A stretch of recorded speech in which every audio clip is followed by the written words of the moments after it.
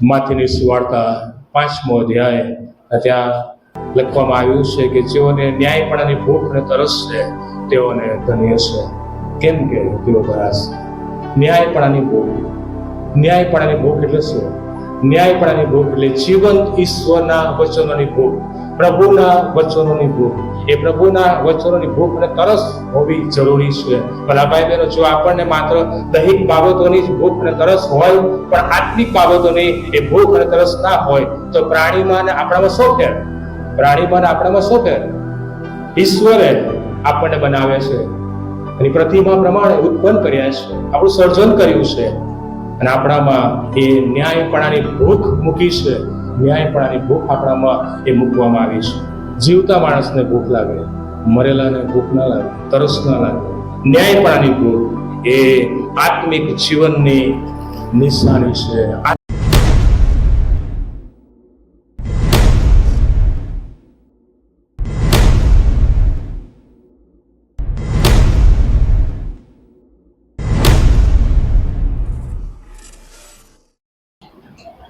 બીજો તિમોથી તેનો 3જો અધ્યાય અને 14મી કલમથી અંત સુધી પ્રભુનું વચન જે આપણે વાંચી ગયા તે તરફ આપણે જોવા માંગીએ છીએ. આધાર વાક્ય છે ગીતશાસ્ત્રનું પુસ્તક, તેનો 119મો અધ્યાય, અને ત્યાં વચન આ પ્રમાણે કહે છે: મારા પગોને સારું તારું વચન દીવારું છે.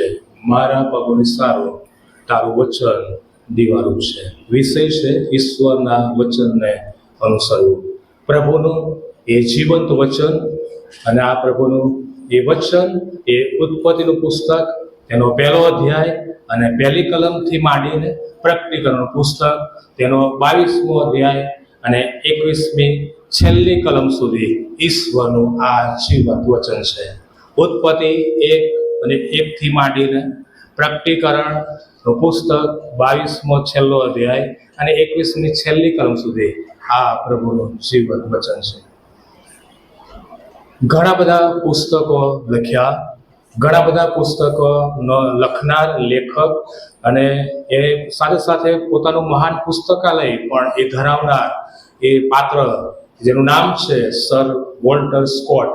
સર વોલ્ટર સ્કોટ એ જ્યારે મરણ પથારી હતો, એ સ્કોટ જ્યારે મરણ પથારી હતો ત્યારે પોતાના એનો જે ખાસ મિત્ર હતો એને એની પાસે બોલાવે છે, અને એના મિત્રને કહે છે કે મને એક પુસ્તક લાઇબ્રેરીમાંથી, એ પુસ્તકાલયમાંથી કાઢીને મારી પાસે તું લાવ અને વાંચી સંભળાવ.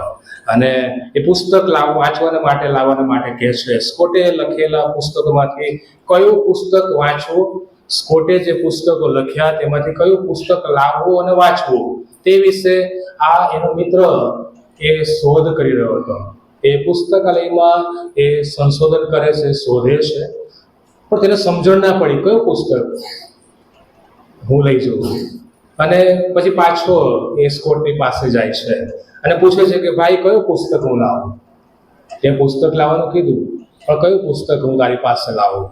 અને સ્કોટે એના મિત્રને કહ્યું અને જવાબ આપ્યો કે પુસ્તક તો એક જ છે મિત્ર, પુસ્તક તો એક જ છે, બાઇબલ. તે લાવ અને મારી આગળ તું વાંચ. તે લાવો અને મારી આગળ તમે વાંચો. પવિત્ર શાસ્ત્ર બાઇબલ કે જે પ્રભુનું વચન આપણને મળ્યું છે, જગતનું સૌથી જૂનામાં જૂનું અસ્તિત્વ ધરાવનાર પુસ્તક એ તો પવિત્ર શાસ્ત્ર બાઇબલ છે, કે જેને ઈશ્વરે આપણને ભેટ તરીકે આપ્યું છે. દુનિયાની સૌથી વધુ ભાષામાં અને વધુ બોલીમાં એનું ભાષાંતર પણ એ થયું છે, અને સૌથી વધારે વેચાતું જો પુસ્તક હોય તો એ બાઇબલ છે. જગતનું સૌથી પુરાતન પુસ્તક, જેના ઉપર એ બદલાતી સંસ્કૃતિ અને માણસના રંગઢંગના પ્રહારો થયા છે, વારંવાર એના ઉપર પ્રહારો થયા છે. માનવ જાતના રૂપ અને રંગ અને એ ઢંગ એ બદલાતા ગયા છે. પ્રજાઓ બદલાઈ ગયા, જગત બદલાઈ ગયું, પરંતુ પવિત્ર શાસ્ત્ર બાઇબલ, દેવના વચનો એ બદલાયા નથી, પ્રભુના વચનો બદલાયા નથી, અને એ એવા ને એવા જ વચન છે. પવિત્ર શાસ્ત્ર બાઇબલ એ પ્રભુનું વચન છે, પવિત્ર વચન છે, સાચું એ પુસ્તક છે, અને એ જૂઠ પ્રગટ કરતું નથી, આપણને ખબર છે. ઇતિહાસ ભૂગોળની વાત કરીએ, પુરાતત્વ વિદ્યાની વાત કરીએ, વિજ્ઞાનની વાત કરીએ, સર્વ તેના પ્રમાણ છે. અને બાઇબલ એ કોઈ વાર્તા નથી, એ કોઈ મનુષ્યના વિચાર નથી, એ કોઈ વાર્તા કે કોઈ મનુષ્યના એ વિચારો ત્યાં ટાંકવામાં આવ્યા નથી.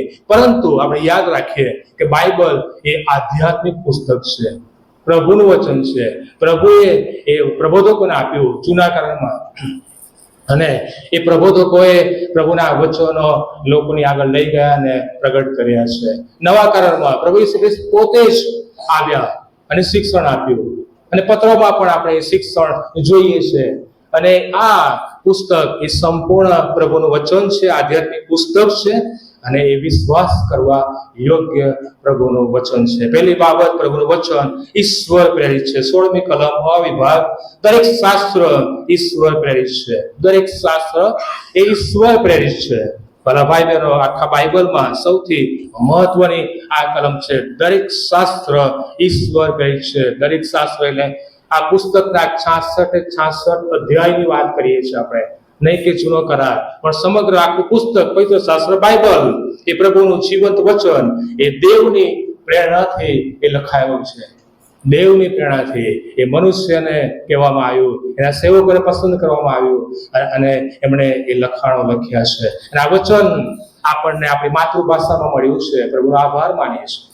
બાઇબલ કે જે શબ્દ છે, બાઇબલ મૂળ ગ્રીક ભાષામાંથી આવેલો છે. એ શબ્દ મૂળ ગ્રીક ભાષામાંથી આવેલો છે. બિબલો જેનો અર્થ થાય છે પુસ્તકોનો સંગ્રહ, જેનો અર્થ થાય છે પુસ્તકોનો સંગ્રહ. વખત જતા અંગ્રેજીમાં એ બાઇબલ તરીકે એ પ્રચલિત થયો. અને આ બાઇબલ કે તે અનંત જીવન આપનાર પુસ્તક છે. પ્રભુનું વચન એ અનંત જીવન આપનાર પુસ્તક છે. પ્રભુનું વચન કે તે જીવનના અધિકારીને એ પ્રગટ કરે છે. પ્રભુનું વચન એ દૈવી રીતે અધિકૃત છે, એના પ્રમાણ છે, દૈવી રીતે અધિકૃત છે. માથીની સુવાર્તા 4થો અધ્યાય ને 4થી કલમમાં પ્રભુ ઈસુને શેતાન દ્વારા લલચાવવામાં આવ્યા. શેતાન દ્વારા લલચાવવામાં આવ્યા. ત્યારે પ્રભુ ઈસુ ખ્રિસ્તે શું કર્યું? પ્રભુ ઈસુ ખ્રિસ્ત એ નિયમ શાસ્ત્ર લે છે. પ્રભુ ઈસુ ખ્રિસ્ત એ વચન ટાંકીને એ શેતાનને કહે છે કે માણસ એકલી રોટલીથી જ નહીં, પણ હરેક શબ્દ જે દેવના મુખમાંથી નીકળે છે તેનાથી જીવશે. માણસ એકલી રોટલીથી નહીં, પણ હરેક શબ્દ જે દેવના મુખમાંથી નીકળે છે તેનાથી એ જીવશે. શેતાન બહુ ચાલાક છે ભલા ભાઈ બહેનો, શેતાન બહુ ચાલાક છે. બાઇબલ જાણે છે, શેતાન બાઇબલ જાણે છે, અને માટે એ પ્રભુ ઈસુ ખ્રિસ્તને કહે છે, પ્રભુ ઈસુ ખ્રિસ્તને લલચાવે છે. આ પથ્થરને કે રોટલી થઈ જાય. આ પથ્થરને કે તું મારી આગળ નમી જા, મારું ભજન કર, આ બધું તને આપી દો. કારણ કે બાઇબલને એ જાણે છે. આપણે શેતાનને કહેવાની જરૂર છે કે શેતાન આગો જા.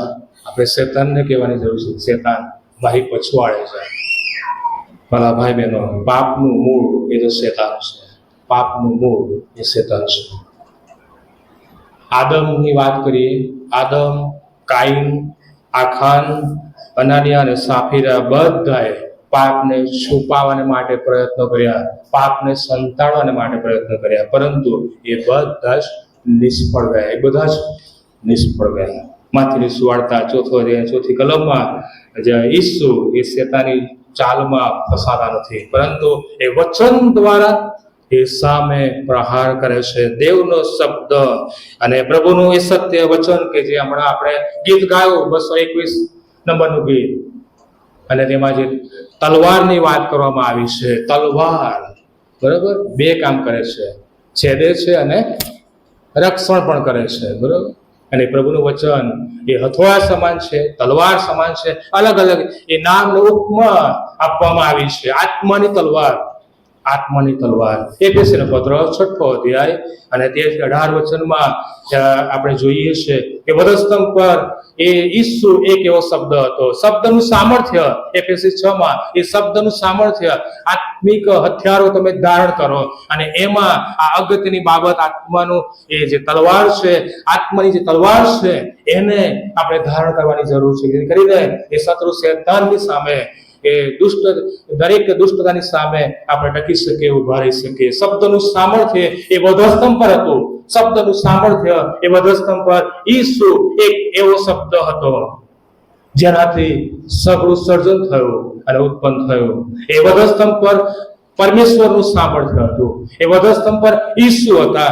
એ વધસ્તંભ પર દેવનો પ્રેમ હતો. એ વધસ્તંભ ઉપર ચૂકવાયેલ મૂલ્ય હતું. એ વધસ્તંભ ઉપર કાંટાળો તાજ હતો. એ વધસ્તંભ ઉપર પ્રભુની વાણી હતી. એ વધસ્તંભ પર પ્રભુનો શબ્દ અને પ્રભુની વાણી હતી. વાલા ભાઈ બહેનો, એ શબ્દ ને સાથે આપણે રાખવાનો છે. શબ્દને સાથે રાખો. શબ્દ એ આત્માની તલવાર છે. શબ્દ એ આત્માની તલવાર છે. પરમેશ્વરનું વચનને આપણે તકિયા નીચે મૂકીને સુવામાં, એ પાસે રાખવામાં, હાથમાં રાખીને ફરવામાં એમાં કોઈ સામર્થ્ય નથી, એમાં કોઈ શક્તિ નથી, પરંતુ એ ખરું સામર્થ્ય એ વચનો પર વિશ્વાસ કરવામાં છે, જીવનમાં ઉતારવામાં છે. એ ખરું સામર્થ્ય છે.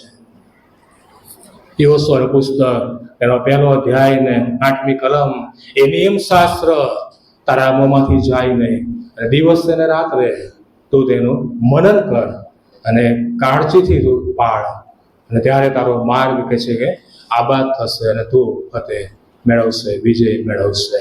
એ ઈશ્વરે તેના સેવક યહોશુઆને પસંદ કર્યો અને ઈશ્વરે એને આ વચન આપ્યું અને કહ્યું કે નિયમ શાસ્ત્ર તારા મોંમાંથી જાય. યહોશુઆ 1:8 પ્રમાણે જેણે શબ્દને પોતાનામાં રાખ્યો છે, યહોશુઆ 1:8 પ્રમાણે જેણે આ શબ્દને પોતાનામાં રાખ્યો છે, વિજય તેનો છે, વિજય તેનો છે. મિત્રો, ઈશ્વરનું વચન સાંભળવું અને સાંભળી લીધું એટલે બધું જ પતી ગયું, પૂરું થઈ ગયું એવું નથી, પરંતુ એ પ્રભુના વચનને પાળવાના છે, સ્વીકારવાના છે, જીવનમાં ઉતારવાના છે, અમલ કરવાનો છે.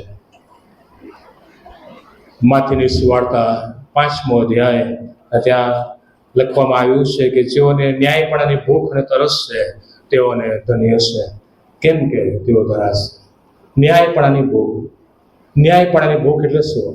ન્યાયપણાની ભૂખ એટલે જીવંત ઈશ્વરના વચનોની ભૂખ, પ્રભુના વચનોની ભૂખ. એ પ્રભુના વચનોની ભૂખ અને તરસ હોવી જરૂરી છે. ભલા ભાઈ બહેનો, જો આપણને માત્ર દૈહિક બાબતોની જ ભૂખ અને તરસ હોય, પણ આત્મિક બાબતોની એ ભૂખ અને તરસ ના હોય, તો પ્રાણીમાં અને આપણામાં શું ફેર? પ્રાણીમાં અને આપણામાં શું ફેર? ઈશ્વરે આપણને બનાવે છે, એની પ્રતિમા પ્રમાણે ઉત્પન્ન કર્યા છે, આપણું સર્જન કર્યું છે, અને આપણામાં એ ન્યાયપણાની ભૂખ મૂકી છે. ન્યાયપણાની ભૂખ આપણામાં એ મૂકવામાં આવી છે. ભૂખ અને તરસ એ તો જીવનની નિશાની છે. આપણે જીવીએ છીએ અને માટીની જરૂર પડે છે, આપણને એ ભૂખ લાગે છે, તરસ લાગે છે, એ જીવનની નિશાની છે. હા, જીવતા માણસને ભૂખ લાગે, મરેલા માણસને ભૂખ ના લાગે. જીવતા માણસને ભૂખ લાગે, મરેલાને ભૂખ ના લાગે, તરસ ના લાગે. ન્યાયપણાની ભૂખ એ આત્મિક જીવનની નિશાની છે, આત્મિક જીવનની નિશાની છે. અને જેઓ જીવતા છે એ નિશાની છે આત્મિક જીવનની. ન્યાયપણાની ભૂખ. ઉડાવ દીકરો, નવા કરારમાં ઉડાવ દીકરો, આત્મિક ખોરાકની એને જરૂર હતી, એને ખોટું કર્યું, એ દૂરદેશમાં ચાલુ કર્યો. મોજ મજા અને મિલકતમાં એને રસ હતો, એ પૈસામાં, મોજ મજામાં એને રસ હતો, એ દૂરદેશમાં ચાલ્યો ગયો. એનો આત્મા એ ભૂખ્યો હતો, એનો આત્મા એ ડગતો હતો, એનો આત્મા એ ભૂખ્યો હતો. અને તેને સદબુદ્ધિ આવી અને કહે છે કે હું તો અહીંયા ભૂખે મરું છું, તરસે મરું છું, હું તો ભૂખે મરું છું. ભલા ભાઈ બહેનો, આજે માણસની ભૂખ એ મોજ શોખ, સત્તા સંતોષવા એ પ્રયત્ન કરે છે માણસ, કે જે ખોરાક નથી એને માણસ શોધે છે, જે ખોરાક નથી એને માણસ શોધવાનો પ્રયત્ન કરે છે. અને માટે પ્રભુ ઈસુ ખ્રિસ્તે દાવો કરતા કહ્યું કે હું જીવનની રોટલી છું, હું જીવનની રોટલી છું. આજે ઘણા ખ્રિસ્તીઓ વચનને માત્ર વાંચવા ખાતર વાંચે છે, એ વિકાસ નથી, અને એ પ્રમાણે આત્મિક વિકાસનો વૃદ્ધિ એમાં થતો નથી, પરંતુ એ વચનનો અમલ કરવાનો છે, વચનને એ જીવનમાં ઉતારવાના છે, અને એ વચન પ્રમાણે આપણે જીવવાનું છે, અને ત્યારે આત્મિક એ વિકાસ શક્ય બને છે. યહોશુઆનું પુસ્તક 5મો અધ્યાય અને 6ઠી કલમમાં લખ્યું છે પ્રમાણે કે ઇસ્રાયેલ પ્રજાએ પ્રભુની વાણી સાંભળીને ઇઝરાયેલ પ્રજાએ ઈશ્વરનું વચન શબ્દ પ્રભુની વાણી સાંભળીને અને વચનમાં ઇઝરાયેલ પ્રજા એ ચાલીને. ભલા ભાઈ બહેનો, આપણે પણ ઘણી બધી વખત આ પ્રજાની જેમ આપણે પણ વર્તીએ છીએ અને આપણે પણ કરીએ છીએ. આજે ઘણા પ્રભુ ઘરમાં એ વચન સાંભળવા માટે આવતા નથી. વચન સાંભળવા માટે આવતા નથી. જેઓ નિયમિત આવે છે, તમે બધા નિયમિત છો ને તમે બધા પ્રભુ ઘરમાં, પ્રભુ ચરણોમાં, પ્રભુની ઉપસ્થિતિમાં પ્રભુનું ભજન કરવા માટે, એ વચન સાંભળવા માટે તમે આવો છો. ખૂબ ખૂબ અભિનંદન પાઠવું છું. સારું કરીએ છીએ. તમે જે કરો છો એ સારું કરો છો. પ્રભુ એ વચનોનો આશીર્વાદ આપે છે. પ્રભુ એ વચનોનો આશીર્વાદ આપણને આપે છે અને એ વચનોનો આશીર્વાદ આપણે મેળવવો જ રહ્યો. અને એ વચનોનો આશીર્વાદ આપણને એક નવું જીવન, નવી દિશા તરફ આપણે લઈ જાય છે. આપણે વચનરૂપી આજ્ઞા પાલનમાં બની રહીએ. વચનરૂપી આજ્ઞા પાલનમાં આપણે જીવન જીવીએ. યહોશુઆએ પ્રભુનો અવાજ સાંભળ્યો. યહોશુઆએ જે કહેવામાં આવ્યું ઈશ્વર દ્વારા, પ્રભુનો અવાજ યહોશુઆએ સાંભળ્યો અને ત્યારે તેના વિશ્વાસમાં એ વધારો થયો. એના વિશ્વાસમાં વધારો ત્યારે થશે કે જ્યારે તમે એ પ્રભુનું વચન સાંભળશો. સામૂહિક રીતે પ્રભુનું વચન સાંભળ્યું, વ્યક્તિગત રીતે વચન સાંભળ્યું. પ્રભુ એ વચન દ્વારા આપણી સાથે વાત અને વ્યવહાર કરવામાં આવે છે. યાદ રાખીએ, બાઇબલ આ પ્રભુનું વચન જે બાઇબલ આપણે મળ્યું છે, બાઇબલ એ ધર્મને પ્રગટ કરતું નથી, પરંતુ બાઇબલ એ સાચી ધાર્મિકતા પ્રગટ કરે છે. બાઇબલ એ સાચી ધાર્મિકતા પ્રગટ કરે છે અને તેનો નમૂનો એ તો પ્રભુ ઈસુ ખ્રિસ્ત પોતે છે. મિત્રો, આપણે બાઇબલને કેટલો પ્રેમ કરીએ છીએ. આપણે બાઇબલને કેટલો પ્રેમ કરીએ છીએ. કેટલા આપણે બાઇબલને લઈને પ્રભુ ઘરમાં આવીએ છીએ. અત્યારે તો મોબાઈલ આવી ગયો છે એટલે એવું થાય કે ભાઈ હવે આ ભાર ક્યાં ઉચકીને લઈ જાઓ, મોબાઈલમાં ખોલી દઈશું અને ના, વાલા ભાઈ બહેનો, આ પ્રભુનું વચન છે અને આ વચનને આપણે સાથે રાખવાના છે. આ વચનને આપણા હાથમાં લઈએ, આ વચનને આપણા જીવનમાં ઉતારીએ અને એનું અનુકરણ આપણે કરીએ. સેવક ટાયસન એ આપણે માટે કહે છે, હું એક પુસ્તક સાથે પ્રેમમાં છું અને તે પુસ્તક છે બાઇબલ. યર્મિયા પ્રબોધક કહે છે, યર્મિયા 15:16, તારા વચનોને મેં ખાધા છે અને તેમાંથી મને આનંદ અને હર્ષ પ્રાપ્ત થયો છે. તારા વચનો મેં ખાધા અને તારા વચનોથી મને હર્ષ અને આનંદ પ્રાપ્ત થયો છે. પ્રભુના વચનોમાં એ આનંદ છે, શાંતિ છે અને પ્રભુના વચનો એ આપણા માટે અતિ મૂલ્યવાન છે. આપણે દરરોજ વચનોને ખાવાના છે. આપણે દરરોજ એ વચનો વાંચવાના છે, એનું સંશોધન કરવાનું છે.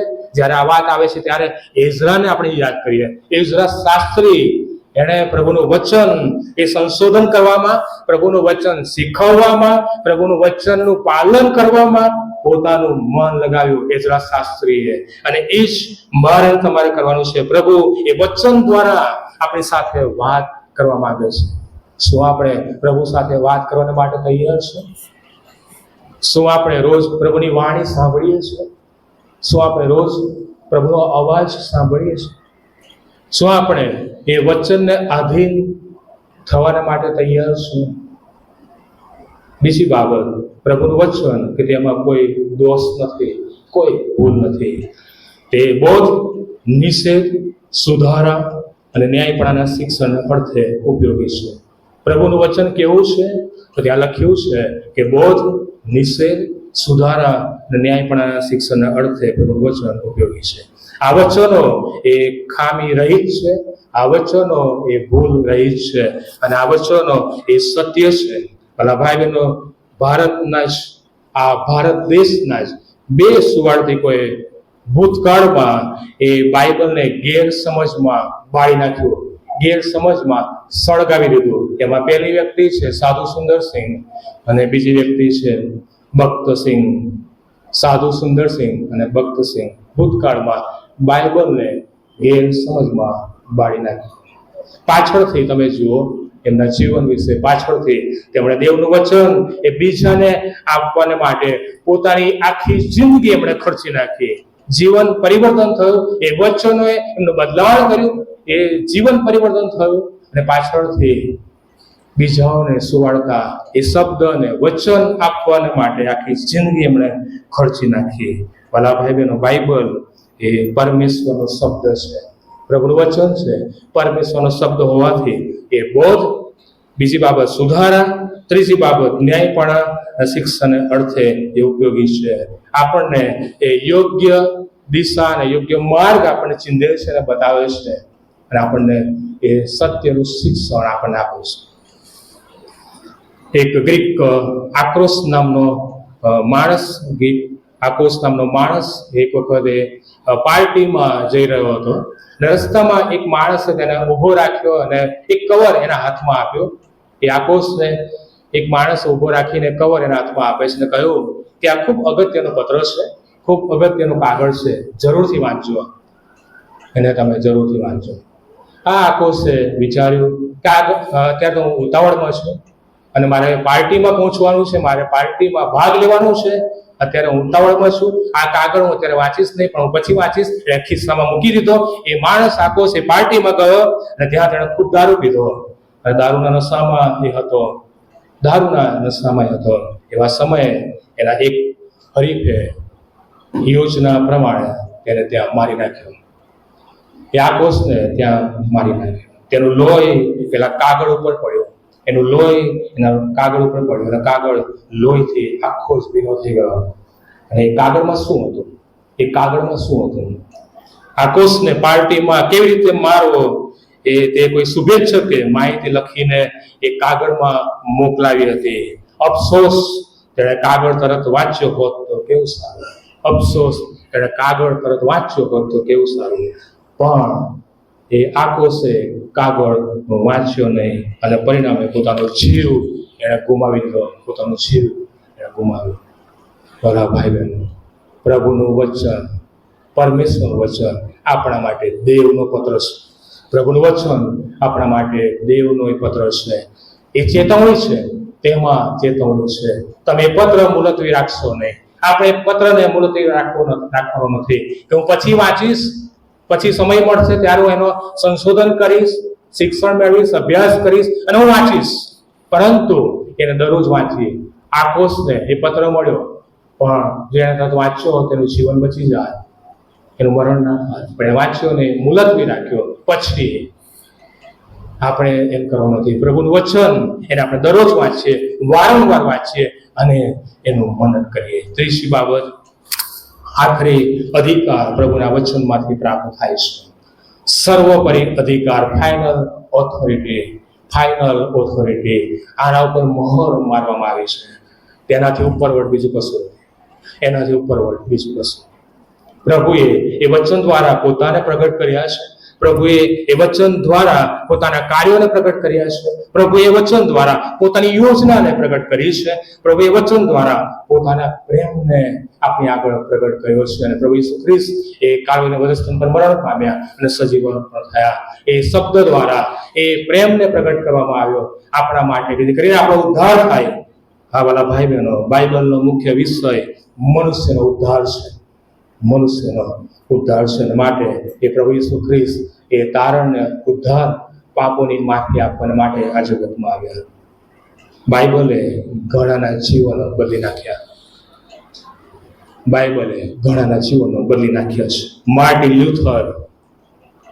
લ્યુથરને આપણે જાણીએ છીએ. એ રોમન કેથોલિક હતો.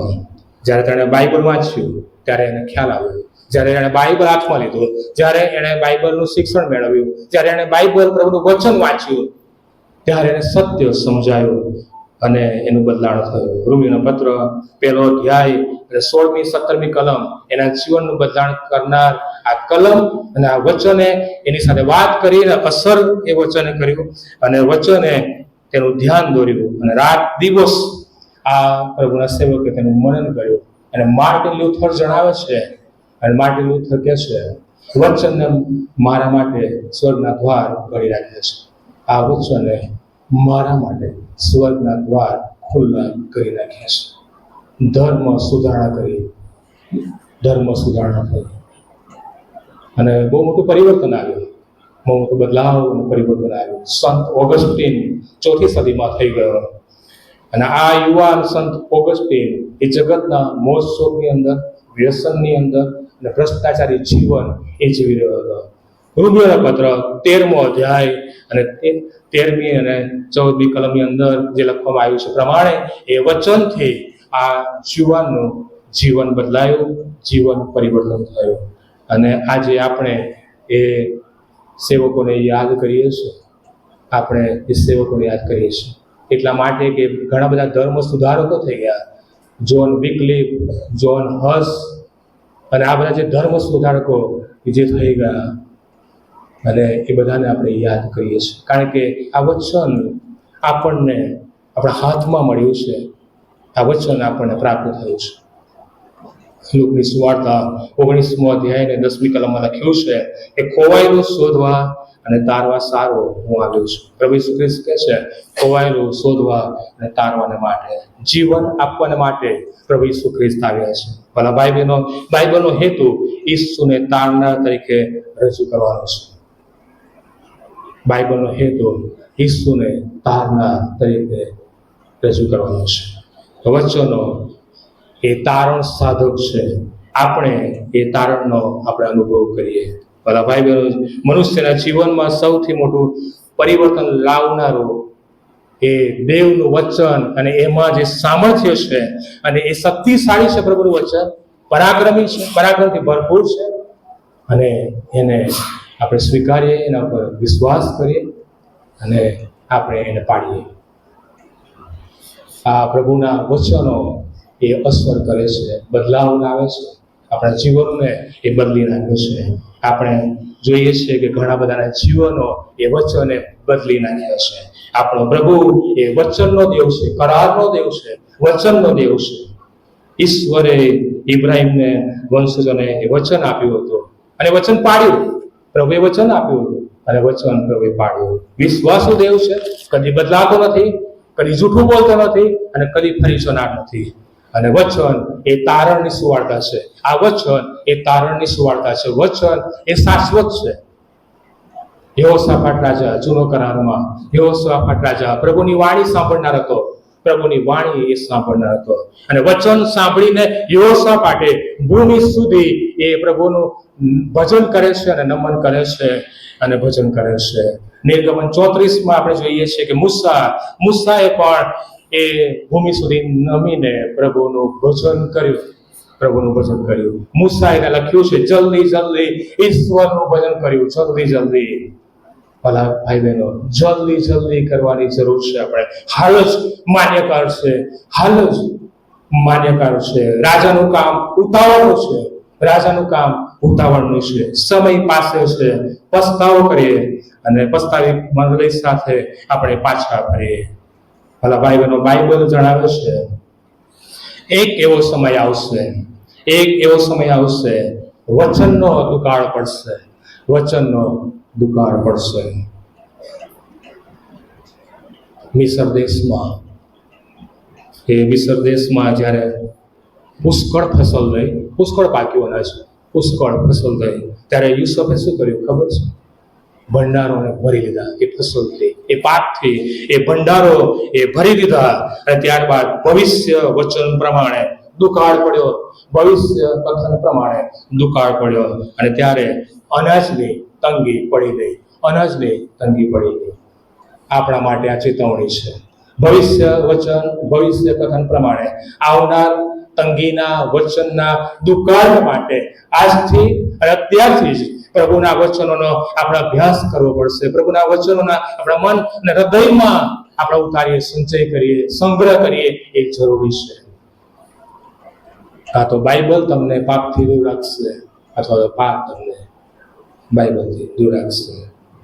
મિત્રો, આપણે વચનમાં જો નહીં રહીએ, વચનમાં જો આપણે નહીં બની રહીએ તો તેને માટે બીજું કોઈ નહીં, આપણે પોતે જવાબદાર છે. વચન પાડીશું તો આપણને આશીર્વાદ મળશે, આપણને, આપણા કુટુંબને, આપણા પરિવારને, આપણી મંડળીને આશીર્વાદ મળશે. આપણા વચનને સાંભળનારા નહીં, પરંતુ આપણે પાડનારા થઈએ. આવો આપણે પ્રતિજ્ઞા લઈએ કે હું આજથી, અત્યારથી રોજ એ વચન વાંચીશ, વચન પાડીશ અને વચન પ્રમાણે જીવન જીવીશ. આપણે આત્મતપાસ કરીએ કે શું હું બાઇબલનો ઉપયોગ નિયમિત કરું છું? શું હું બાઇબલ, પ્રભુનું વચન નિયમિત વાંચું છું? શું આપણે પ્રભુના વચનમાં છીએ? પ્રભુના વચનમાં આપણે ચાલીએ છીએ, જીવન જીવી રહ્યા છીએ? પ્રભુ આપણને આત્મિક ખ્રિસ્તી જીવનમાં વૃદ્ધિ પામવા માટે પુષ્કળ આશીષ અને કૃપા આપે. પ્રાર્થનામાં જોઈ પ્રાર્થના કરીએ. પ્રભુ, અમે આ વચનોને માટે તમારો આભાર માનીએ છીએ. પ્રભુ, જે વચનો તમે અમને આપ્યા છે અને પ્રભુ એ વચનોમાંથી અમે શિક્ષણ મેળવ્યું, તમે એ વચન દ્વારા અમારી સાથે વાત અને વ્યવહાર કર્યો છે. પ્રભુ, અમે ઘણી બધી રીતે નિષ્ફળ નીવડ્યા છે, ઘણી બધી રીતે અમે બહાના કાઢ્યા છે અને ઘણી બધી રીતે પ્રભુ અમે વચનોમાં રહ્યા નથી ને જીવ્યા નથી. ત્યારે પ્રભુ અમે અમારા પાપોની કબૂલાત કરીએ છીએ, આજ્ઞાનું પાલન કર્યું નથી, અમે માફી માંગીએ છીએ. અને અમારી પ્રાર્થના છે પ્રભુ, અમે તમારી પાસે આવીએ છીએ, અમારા જીવનો નવેસરથી તમે સમર્પણ કરીએ છીએ, અમારા પાપોની કબૂલાત કરીએ છીએ. અને અમારી પ્રાર્થના છે પ્રભુ, તમે અમને વચનમાં ચલાવો, વચનમાં અમને બાંધી રાખો, જેથી કરીને અમે વચન પર વિશ્વાસ રાખીએ, વિશ્વાસમાં ડગી જઈએ નહીં, પરંતુ અમે વચનોમાં બની રહીએ, વચનોમાં વૃદ્ધિ પામીએ અને વચનની આશીષ અમે પ્રાપ્ત કરીએ. મારી પ્રાર્થના પ્રભુ ઈસુ ખ્રિસ્તના નામમાં સાંભળો અને સ્વીકારો. આમીન.